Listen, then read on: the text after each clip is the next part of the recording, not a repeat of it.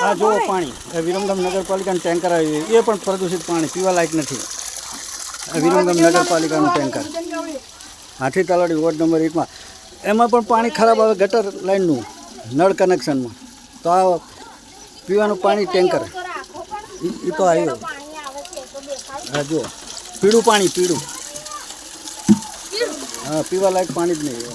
પીવા લાયક પાણી નહીં નગરપાલિકા વાળા. હા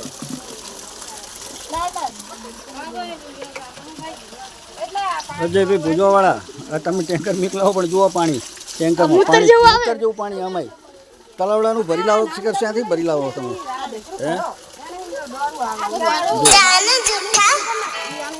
આ પીળું પાણી